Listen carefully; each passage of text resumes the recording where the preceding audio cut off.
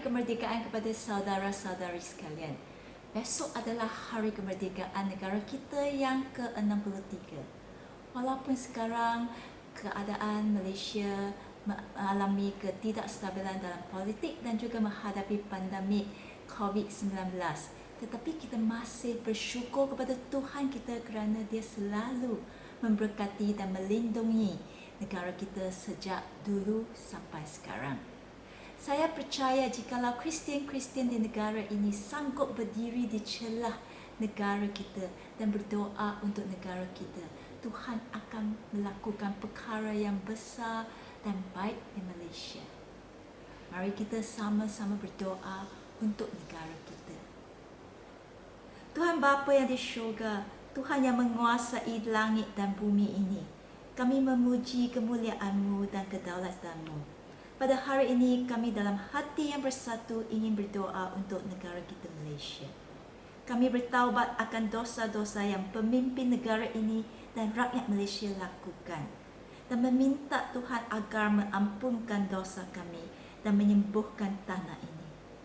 Kau yang berjanji sekiranya kami berdoa dan bertaubat dan berhenti melakukan perbuatan jahat, maka dari syurga Kau akan mendengar doa kami dan mengampunkan dosa kami, serta menjadikan negara kami makmur semula. Kami berdoa untuk pemimpin negara kita, supaya mereka mempunyai hati yang jujur dan bersih dalam melaksanakan tugas yang diamanahkan kepada mereka. Berikan mereka hikmah kebijaksanaan agar dapat membuat keputusan yang membawa manfaat kepada ekonomi, keselamatan, pendidikan, kebajikan dan perkembangan negara ini. Kami berdoa untuk Kristian-Kristian di Malaysia ini. Biarlah kami mengetahui dan melakukan kehendak Tuhan. Biarlah kehidupan kami membawa kesaksian yang baik. Biarlah kami menjadi garam dan cahaya di kalangan orang yang berada di sekeliling kami. Kami berdoa juga supaya Tuhan melindungi kami daripada penyebaran COVID-19 dan menyembuhkan mereka yang mengidap penyakit ini. Sekarang kami minta Tuhan menyediakan hati kami untuk menerima firman Tuhan. Biarlah Roh Kudus berada di kalangan kami, dan biarlah firman Tuhan bercakap terus kepada hati kami dan mengubah sikap kami. Dalam nama Yesus kami berdoa. Amin. Hari ini saya ingin berkongsi tentang perumpamaan Yesus, iaitu perumpamaan tentang 3 orang hamba. Perumpamaan ini sangat penting kerana ia memberitahu kepada kita bahawa pada suatu hari nanti kita akan berhadapan dengan Tuhan kita, dan kita mestilah menjawab kepada Tuhan bagaimana kita menggunakan sumber-sumber yang Tuhan amanahkan kepada kita semasa kita di dunia ini. Adakah kita sudah bersedia menghadapi hari itu? Daripada perumpamaan Yesus ini, saya rasa kita boleh belajar 3 prinsip yang penting. Sekiranya kita dapat berpegang kuat kepada 3 prinsip ini, saya berasa kita akan bersedia untuk menghadapi Tuhan nanti. Mari kita sama-sama baca Matius 25 ayat 14 hingga 29. Pada masa itu, pemerintahan Allah seperti perumpamaan berikut. Seorang lelaki hendak berangkat ke luar negeri. Dia memanggil hamba-hambanya lalu mempercayakan hartanya kepada mereka. Setiap orang hamba diberikannya bahagian menurut kebolehan masing-masing. Yang seorang diberikannya 5,000 keping wang emas, yang lain diberikannya 2,000 keping, dan yang seorang lagi diberikannya 1,000 keping. Lalu orang itu pun berangkat. Hamba yang menerima 5,000 keping wang emas segera pergi berniaga, lalu mendapat keuntungan sebanyak 5,000 keping wang emas. Hamba yang menerima 2,000 keping wang emas juga mendapat keuntungan sebanyak 2,000 keping wang emas. Tetapi hamba yang menerima 1,000 keping wang emas pergi menggali lubang di tanah, lalu menyembunyikan wang tuannya. Lama kemudian, tuan hamba-hamba itu pulang lalu menyuruh mereka memberikan laporan tentang apa yang dilakukan dengan wangnya. Hamba yang menerima 5,000 keping wang emas datang dan menyerahkan 10,000 keping wang emas. Dia berkata, Tuan, menyerahkan 5,000 keping wang emas kepada saya. Lihatlah, saya berhasil mendapat keuntungan sebanyak 5,000 keping lagi. Bagus, kata tuan itu. Kamu hamba yang baik dan setia. Oleh sebab kamu dapat dipercayakan dengan yang sedikit, aku akan mempercayakan yang lebih banyak kepadamu. Masuklah dan bersukacitalah bersama-sama tuanmu. Lalu hamba yang menerima 2,000 keping wang emas datang dan berkata, Tuan menyerahkan 2,000 keping wang emas kepada saya. Lihatlah, saya berhasil mendapat keuntungan sebanyak 2,000 keping lagi. Bagus, kata tuan itu. Kamu hamba yang baik dan setia. Oleh sebab kamu dapat dipercayakan dengan yang sedikit, aku akan mempercayakan yang lebih banyak kepadamu. Masuklah dan bersukacitalah bersama-sama tuanmu. Kemudian hamba yang menerima 1,000 keping wang emas datang dan berkata, Tuan, hamba tahu bahawa tuan seorang yang keras. Tuan menuai tuaian di tempat yang tidak tuan tanami, dan tuan memenggut hasil di tempat yang tidak tuan taburi dengan benih. Hamba takut, maka hamba pergi menyembunyikan wang tuan di dalam tanah. Inilah milik tuan. Kamu hamba yang jahat dan malas, kata tuan itu. Tidakkah kamu tahu bahawa aku menuai tuaian di tempat yang tidak aku tanami dan memenggut hasil di tempat yang tidak aku taburi dengan benih? Jika demikian, seharusnya kamu simpan wangku di bank, supaya apabila aku balik, aku dapat menerima wangku kembali dengan faedahnya. Kemudian tuan itu berkata kepada hamba yang lain, ambil wang itu daripadanya dan berikan kepada orang yang mempunyai 10,000 keping wang emas. Setiap orang yang mempunyai sesuatu akan diberikan lebih banyak lagi, supaya dia beroleh lebih daripada cukup. Tetapi seorang yang tidak mempunyai apa-apa, sedikit yang ada padanya akan diambil juga. Okey, kita baca sampai sini. Daripada perumpamaan ini, kita jangan hanya ingat bahawa Tuhan kita adalah Tuhan yang penuh dengan kasih sayang sahaja, atau anggap Tuhan kita macam Santa Claus yang baik hati, selalu bagi kita hadiah sahaja. Walaupun Tuhan kita memang adalah Tuhan yang penuh kasih sayang dan belas kasihan, tetapi kita mesti tahu juga pada suatu hari nanti Tuhan kita akan berkira dengan kita. Dia akan menanya kita sama ada kita setia dan rajin dalam menguruskan apa yang Tuhan amanahkan kepada kita. Apakah 3 prinsip yang penting yang kita dapat pelajari daripada perumpamaan ini?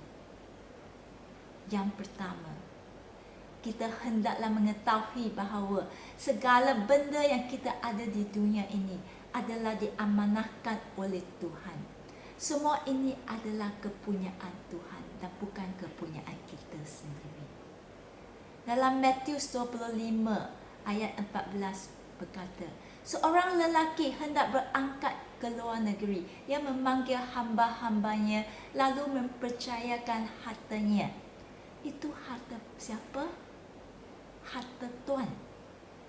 Mempercayakan hartanya kepada mereka. Sangat jelas di sini. Harta itu adalah kepunyaan Tuan dan bukan hamba. Tuan yang menyerahkan harta itu kepada hambanya untuk mereka menguruskannya. Di sini Yesus nak beritahu kepada kita apa yang kita punyai pada hari ini, termasuk nyawa kita, perhubungan kita dengan orang lain, masa kita, harta benda kita, duit kita, kebolehan dan bakat kita, segalanya bukan kepunyaan kita sendiri. Semua ini adalah dipercayakan atau diamanahkan oleh Tuhan kepada kita. Kita hanya seorang pengurus sahaja yang diberikan tanggungjawab untuk menguruskan apa yang Tuhan serahkan kepada kita. Konsep ini sangat penting. Bukan sahaja Yesus bercakap di sini, dalam buku Kejadian, selepas Tuhan menciptakan manusia, Dia memberkati mereka dan berfirman macam ini. Hendaklah kamu mempunyai anak cucu yang banyak, supaya keturunan kamu menduduki seluruh muka bumi dan apa lagi? Dan menguasainya. Tuhan yang memberikan hak kepada kita manusia untuk menguasai atau menguruskan dunia yang Dia ciptakan. Tetapi dunia ini bukan kepunyaan kita. Dunia ini kepunyaan Tuhan kerana ia diciptakan oleh Tuhan. Tuhan yang mengamanahkan kita manusia untuk menguasainya. Sekali lagi, perumpamaan ini mengingatkan kita tentang konsep ini kerana ramai orang selalu menganggap bahawa wang yang saya dapat itu adalah kepunyaan saya sendiri. Masa itu juga kepunyaan saya, keluarga kepunyaan saya, semua bakat itu ialah kepunyaan saya. Saya boleh sesuka hati membuat apa-apa pun dengan duit saya, masa saya, harta saya, bakat saya. Ini langsung tak betul. Tahukah nyawa kita pun bukan kepunyaan kita. Kita langsung tak mampu nak menambahkan satu saat pun kepada hayat kita. Perumpamaan Yesus ini sekali lagi mengingatkan kita bahawa identiti kita adalah seorang pengurus dan bukan Tuhan punya. Kemudian prinsip kedua, Tuhan mengharapkan kita dapat mengikut kehendak-Nya dalam menguruskan sumber-sumber yang Dia amanahkan kepada kita. Janganlah kita seperti hamba yang ketiga itu, sembunyikan harta itu dan tidak melakukan apa-apa terhadap harta yang Tuhan serahkan kepadanya. Dalam Matius 25:19 berkata, lama kemudian tuan hamba-hamba itu pulang lalu menyuruh mereka memberikan laporan tentang apa yang dilakukan dengan wangnya. Kemudian dalam buku Roma 14:12 pun memberitahu kita, oleh itu kita masing-masing harus mempertanggungjawab segala perbuatan kita kepada Allah. Jadi, mengikut ayat di Alkitab ini, jangan kita ingat kita boleh sesuka hati melakukan apa-apa pun terhadap kehidupan kita. Pada suatu hari nanti, Tuhan akan berkira dengan kita dan menanya kita bagaimana kita menggunakan sumber-sumber yang Dia amanahkan kepada kita. Melalui perumpamaan ini, Yesus memberitahu kita bahawa kita tidak akan hidup di dunia ini untuk selama-lamanya. Hayat kita mungkin 60 tahun atau 80 tahun atau lebih lagi mungkin 100 tahun. Pada suatu hari nanti kita akan meninggal dunia ini dan apa yang kita akan hadapi adalah dunia yang kekal. Tetapi sebelum kita masuk ke dunia yang kekal, kita hendaklah menjawab kepada Tuhan kita terhadap tanggungjawab yang Tuhan amanahkan kepada kita dalam masa kita di dunia ini. Bagaimanakah kita berhubung dengan ibu bapa kita, dengan pasangan kita, anak kita, bos kita, pekerja kita, jiran kita.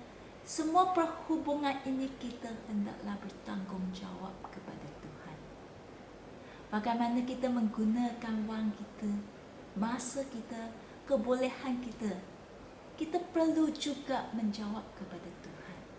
Kita tidak boleh menyembunyikan sumber-sumber ini seperti hamba yang menerima 1,000 itu. Kita haruslah mengikut kehendak Tuhan dalam menggunakan dan menguruskan sumber-sumber ini. Jangan ikut cara hidup kita sendiri sahaja, tetapi hendaklah menanya, apakah yang Tuhan hendak saya lakukan dengan duit saya, dengan masa yang saya ada, dengan bakat saya, perhubungan saya dan sebagainya. Cuba memahami kehendak Tuhan, kemudian taat dan lakukan kehendak Tuhan. Jika kita betul-betul berbuat demikian, Tuhan pasti akan berpuas hati dengan kita walaupun kita mungkin tidak mendapat sesuatu pencapaian yang besar. Anak lelaki saya pada bulan Oktober dan November dan nanti dia akan mengambil peperiksaan O-Level. O-Level itu adalah setahap dengan SPM. Saya selalu memberitahunya, kamu haruslah belajar dengan bersungguh-sungguh kerana ini adalah tanggungjawab kamu sebagai seorang pelajar. Jikalau kamu boleh berbuat demikian, tetapi keputusan yang kamu dapat itu masih tak bagus, tak apa. Saya masih akan berasa bangga dengan kamu kerana kamu sudah cuba, sudah melakukan tanggungjawab kamu dengan sebaik mungkin. Apa yang saya marah sekali adalah jika dia malas, langsung tak cuba, langsung tak nak belajar. Begitu juga sekiranya saya berasa hamba ketiga yang menerima 1000 keping wang emas itu, dia betul-betul menggunakan wang itu dengan sebaik mungkin untuk melabur atau untuk berniaga. Jikalau pada akhirnya dia rugikan ke semua 1000 itu, saya berasa Tuhan masih akan memujinya macam dia memuji hamba yang pertama dan yang kedua itu. Adakah kamu rela mentaati Tuhan dan lakukan kehendak Tuhan? Adakah kamu sanggup melakukan tanggungjawab yang Tuhan amanahkan kepada kamu dengan baik dan setia? Jikalau kamu seorang pelajar, belajarlah dengan bersungguh-sungguh. Ini adalah kehendak Tuhan. Jikalau kamu seorang pekerja, setialah kepada bos dan syarikat kamu. Jangan kerja 2 hari, rehat 3 hari. Rajin bekerja dan jangan curi tulang. Kalau kamu seorang suami atau isteri, setia kepada pasangan kamu, sayangkan keluarga kamu, tunjukkan teladan yang baik kepada anak-anak kamu. Jangan minum arak, hisap rokok. Jangan pergi menghadiri joget, melindungi perkahwinan kamu dan keluarga kamu. Sebagai seorang anak, taatlah kepada ibu bapa. Selalu berdoa untuk mereka, menolong membuat kerja-kerja di rumah dan menjaga mereka apabila mereka tua atau apabila mereka sakit. Jagalah kesucian badan kita juga. Jangan mempunyai perhubungan seks sebelum perkahwinan.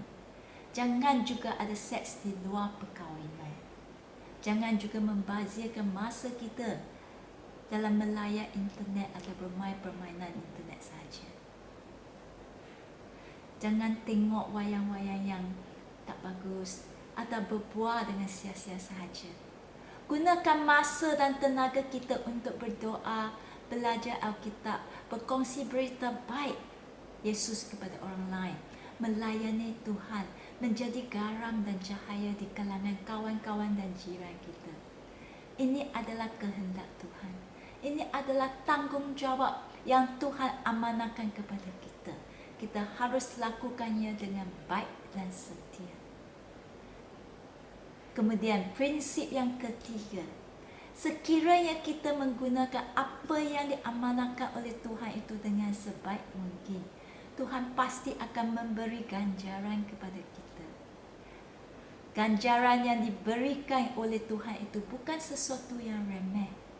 Dalam Matius 25 ayat 23 berkata, "Bagus," kata Tuan itu, "kamu hamba yang baik dan setia. Oleh sebab kamu dapat dipercayakan dengan yang sedikit, aku akan mempercayakan yang lebih banyak kepadamu. Masuklah dan bersukacitalah bersama-sama Tuanmu." Ayat ini memberitahu kita dua perkara. Sekiranya kita setia dalam melakukan tugas yang Tuhan mempertanggungjawabkan, Tuhan akan mengamanahkan sumber yang lebih kepada kita untuk kita uruskan. Tuhan akan tambah lagi kebolehan kita, bakat kita, tanggungjawab kita, pengaruh kita akan bertambah juga. Selain daripada itu, Tuan itu berkata, "Masuklah dan bersukacitalah bersama-sama Tuanmu." Mungkin di zaman sekarang kita tak rasa apa-apa pun terhadap ayat ini. Tahukah pada zaman Yesus adalah zaman yang mempunyai abdi. Kedudukan seorang abdi adalah sangat-sangat rendah dan dihina. Adalah tidak mungkin sekali seorang abdi dapat duduk bersama dan makan makanan yang sama dengan tuannya.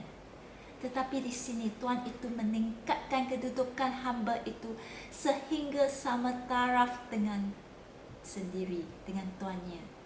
Boleh makan bersama, boleh bersukaria bersama. Keadaan ini adalah sangat-sangat tak mungkin dan susah dibayangkan untuk seseorang abdi. Ini bererti apa yang Tuhan ingin menghadiahkan kepada kita yang setia dan taat melakukan kehendak-Nya adalah sesuatu yang tersangat baik dan istimewa sampai kita susah nak bayangkan. Macam di 1 Korintus 2:9, apa yang belum pernah dilihat atau didengar atau terlintas dalam fikiran manusia, itulah yang disediakan oleh Allah untuk orang yang mengasihi Dia. Tuhan memberitahu kita apa yang Dia sediakan untuk kami. Mereka yang mengasihinya, yang taat kepadanya adalah tersangat baik, adalah sesuatu yang kita belum pernah dilihat atau didengar atau terlintas dalam fikiran kita. Jadi untuk mendapat ganjaran ini, kita haruslah menjadi hamba yang baik dan setia. Tetapi saya nak tanya, taat kepada kehendak Tuhan dan lakukan tanggungjawab yang Tuhan amanahkan itu senangkah? Memang tidak. Kita akan menghadapi ejekan daripada orang lain. Kita akan menghadapi tekanan daripada kawan-kawan atau jiran-jiran kita. Kita akan menghadapi halangan. Jikalau kita hendak mempunyai kehidupan yang suci dan kehidupan yang memuaskan hati Tuhan, kita akan menghadapi banyak cabaran. Kita akan menghadapi godaan juga. Kita akan menghadapi kesukaran. Tetapi dalam 2 Korintus 4:17 memberitahu kita, kesusahan yang kami alami ini hanya untuk sementara dan tidak seberapa banyak, tetapi akan mendatangkan kemuliaan yang luar biasa dan kekal. Kemuliaan itu jauh lebih besar jika dibandingkan dengan kesusahan itu. Paulus di sini memberitahu kita bahawa kesusahan yang kita hadapi itu adalah secara sementara dan tidak seberapa banyak jika berbanding dengan kemuliaan yang luar biasa dan kekal nanti. Ganjaran yang diberikan oleh Tuhan adalah kekal abadi. Jadi saya ingin menyeru saudara-saudari sekalian betul-betul berpegang kepada pengajaran teras daripada perumpamaan Yesus ini. Kita haruslah mengetahui identiti kita adalah sebagai seorang pengurus yang diamanahkan oleh Tuhan kita untuk menguruskan sumber-sumber yang Tuhan serahkan kepada kita. Tuhan adalah Tuhan punya dan bukan kita. Jadi kita haruslah mengikut kehendak Tuhan dan bertanggungjawab dalam menggunakan sumber-sumber ini, kerana pada suatu hari nanti kita perlu berjawab kepada Tuhan kita. Jikalau kita betul-betul menguruskan sumber-sumber Tuhan dengan baik dan setia, kita pasti akan mendapat ganjaran daripada Tuhan. Dan ganjaran ini adalah tersangat baik dan juga kekal abadi. Mari kita berdoa. Tuhan Bapa, biarlah firman-Mu terus bercakap dengan kami. Tolonglah kami menjadi seorang yang baik dan setia kepada-Mu. Dalam nama Yesus kami